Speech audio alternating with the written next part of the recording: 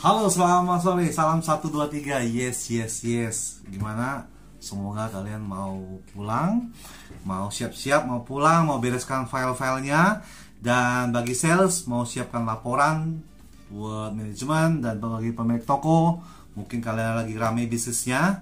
Saya berharap kalian bisa lihat channel saya. Jangan skip dulu di Indra 64. Kita belajar tentang marketing, kita belajar tentang sales, kita belajar tentang sales luar kota, kita belajar bagaimana perbedaan ada toko atau grosir, ada retail, dan bagaimana kita mengatasinya, kendala-kendalanya dalam dunia sales, juga dalam dunia bisnis. Hari ini saya mau berbicara, sebelumnya saya mau ucapkan terima kasih yang sudah mensubscribe channel saya di Indra 64, yang telah mendukung saya, yang telah memberi saran beribu-ribu banyak. Saya ucapkan terima kasih. Kiranya kalian mendapatkan rezeki dan kesehatan sekeluarga dimanapun kalian berada. Dan tidak lupa saya mengucapkan mohon maaf kalau ada salah, dan saya terima kasih atas masukannya, dan supaya saya bisa memberi konten yang lebih bermanfaat dan menolong orang, terutama orang-orang yang membutuhkan. Oke, hari ini kita mau berbicara tentang ada toko grosir, di dekatnya ada toko retail. Bagaimana persaingan seperti itu? Ada toko grosir, ada toko retail di depannya, juga toko grosir itu jual retail. Oke, pertama kita berbicara, tentu ada perbedaan harga. Tetapi kalau saya melihat dari sisi toko grosir, kita bicara adalah toko grosir memiliki kelebihan dan memiliki SDM, terutama orang-orang yang pekerjanya. Toko grosir juga tidak menjual hal-hal yang berkebutuhan pokok. Dia menjual macam-macam, bisa mie, bisa gas, bisa aqua. Tentunya berbicara sumber daya untuk orang-orang yang membantunya di tokonya, karyawannya. Ya, jadi toko grosir itu seperti itu. Jadi harus membutuhkan karyawan yang banyak dan harus melayani pelanggan pembeli. Tentunya yang eceran. Ada lagi yang mungkin beli rokok 100 bungkus, 3 bungkus, 2 bungkus. Yang ini juga dia buat di warung-warung atau gerobak-gerobak bahasa saya. Itu toko grosir bisa jadi. Tapi dia juga menjual retail. Nah, ini bagaimana caranya teman-teman Bapak Ibu? Dia juga menjual retail, dia juga jual grosir atau eceran yang warung-warung yang mengambil. Nah, menurut hal ini saya mau sampaikan kenapa kita bicara sisi grosir dulu. Toko grosir juga mengambil barang dari distributor, juga ada agen. Yang mungkin toko grosir turunnya 50, yang toko di depannya nanti kita bicara. Dan manfaatnya toko grosir dan toko retail itu memang ada sedikit persaingan antara toko retail sesungguhnya. Tetapi yang saya tahu, toko grosir ini dia bukanya, yang saya tahu penglihatan saya dekat rumah saya itu, dia bukanya agak siang, dia bukanya jam 9. Itu kelemahannya. Walaupun dia sudah menyediakan, dia jual gas, dia jual aqua, dia jual produk mie, sembako, semuanya.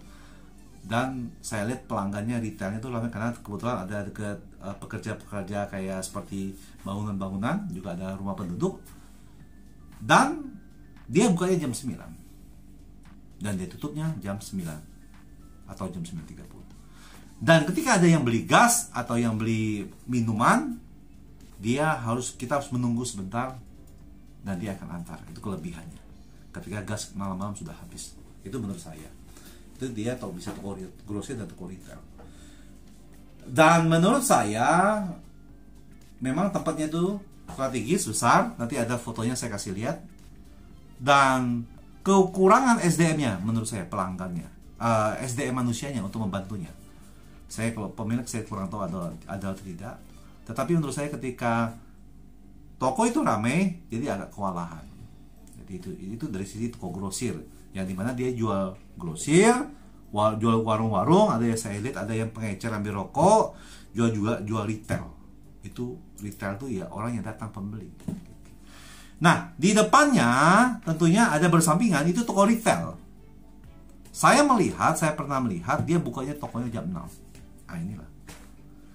Walaupun toko retail dia bisa bertahan sampai hari ini. Karena kebetulan saya lihat itu hampir di situ saya sudah beberapa tahun. Dia masih bisa bertahan karena dia buka tokonya jam 6. Orang toko grosir di depan belum buka, dia sudah buka toko jam 6. Dan dia tutupnya itu jam 10, jam 11. Ini konsepnya dia. Walau konsep, kalau bicara pemilik toko mengatur konsep itu sudah benar.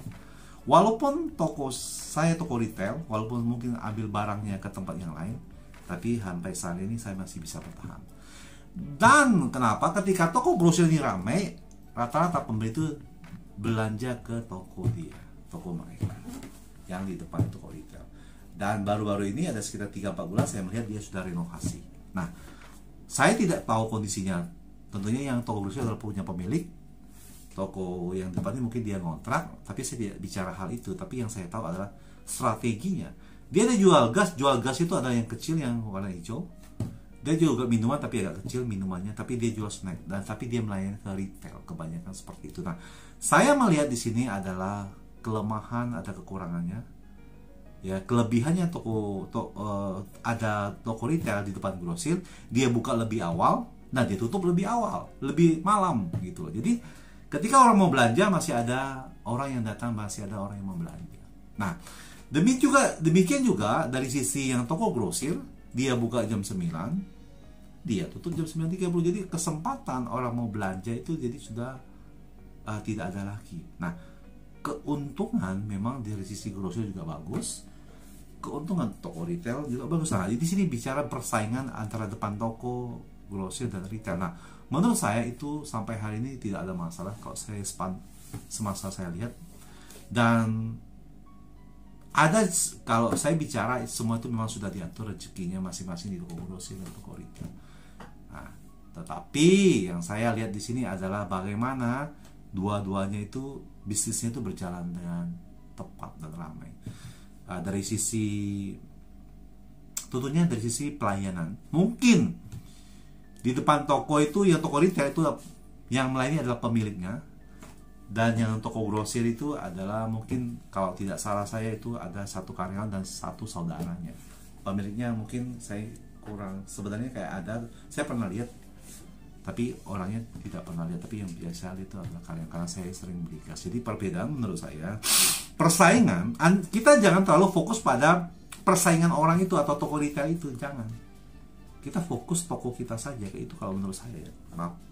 Jadi kita jangan terlalu fokus dengan manfaat kalau dari sisi sales, produk orang lain, kompetitor, jangan. Tapi kita fokus bagaimana jalur distribusi kita merata, produk kita tuh merata dalam bicara kini bicara dalam sisi sales. Oke. Kita bicara tadi dengan sisi toko, menurut saya seperti itu. Bagaimana pelanggan yang saya layani itu tepat sasaran dan tepat tujuan untuk toko retail. Buka jam 6, tutup jam 9, jam 10. Yang saya lihat seperti itu, jam 10 malam. Dan kadang-kadang jam 10.30 dan sampai hari itu masih ada yang belanja. Tetapi toko grosir buka jam 9, itu udah kalah. Dan tutupnya jam setengah 10. Nah, menurut saya adalah mungkin toko grosir sudah besar, sudah punya memiliki pelanggan, mungkin sudah ya cukup mungkin. Terkadang ketika seseorang atau bisnis seseorang itu sudah besar, dia merasa memiliki zona yang nyaman. Dia merasa tidak mau lagi yang terlalu malam buka toko karena sudah kecapean, mungkin sudah menikmati hasilnya, sudah maju. Tetapi sadar tidak sadar, sebagai toko grosir yang juga toko retail, juga toko mengecer pelanggan, rata-rata pelanggannya sudah diambil oleh toko retail. Nah, ini sebenarnya. Ya, jadi pemilik toko yang hari-hari ini kalian sudah berkembang, sudah maju, jangan, mohon maaf kata bahasa saya, janganlah meninggalkan toko, menyerahkan kepada karyawan dalam tanda kutip. Bukan tidak boleh kasih karyawan, boleh. Tetapi kita harus bersama-sama. Ketika Anda buka bisnis toko, berarti Anda harus duduk di situ. Kenapa? Ketika ada yang mau belanja atau ada yang mau beli, bisa jadi dalam dunia konsumer itu mungkin tidak ada potongan harga, minta diskon. Tetapi biasanya kadang-kadang yang toko grosir ini, toko warung atau pengecer kadang-kadang ingin ngobrol sama pemilik toko. Dan juga biasanya kalau dunia produk lain itu biasa mereka meminta potongan harga, biasanya seperti itu. Nah, demikiannya juga toko retail ini kalau menurut saya adalah sepanjang dia membuka toko dari jam 6 sampai tutup jam 11 itu menurut saya tidak tahu keuntungan dia berapa, tetapi kalau saya melihat kalau sampai hari dia bisa bertahan dengan bersaing dengan di depan toko grosir dan retail juga eceran, menurut saya itu sangat luar biasa karena cara mengaturannya dia bisa gitu. Karena mungkin dia masih kecil, tokonya tidak terlalu besar. Kalau saya lihat itu 2,5 meter, kalau lebarnya, panjang mungkin 4 meter atau 5 meter kalau menurut saya. Nah, bagaimana dengan kita, atau maksud saya bagaimana dengan kita sebagai pemilik toko grosir yang dulunya warungnya tidak terlalu banyak, sekarang tokonya terlalu banyak. Nah, kembali lagi masing-masing bagaimana pemilik toko mengatur strateginya. Ya, buat teman-teman atau bapak ibu yang dimanapun kalian berada yang melakukan bisnis warung atau sembako, kalau menurut saya, sepengetahuan saya ini berdasarkan pengalaman seorang pembeli, memiliki, dalam arti kata gini, layani para pelanggan Anda. Ketika pelanggan Anda merasa nyaman di situ, dia pasti beli.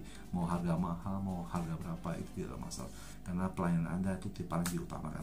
Saya sudah melihat, saya sudah belanja beberapa ke minimarket mana yang bagus, dan saya sudah pernah melihat beberapa bank ketika menyalami, ketika kita masuk suatu bank ada salaman seperti ini, yang nyaman yang mana, yang tidak nyaman yang mana, kita bisa belajar dari hal itu. Nah, ketika hari ini kalau kalian bisnis toko atau warung, kita harus tahu yang mana bahasa tutur kata kita merasa nyaman buat pelanggan, karena itu adalah modal kita ketika menjalankan bisnis yang akan menjadi besar.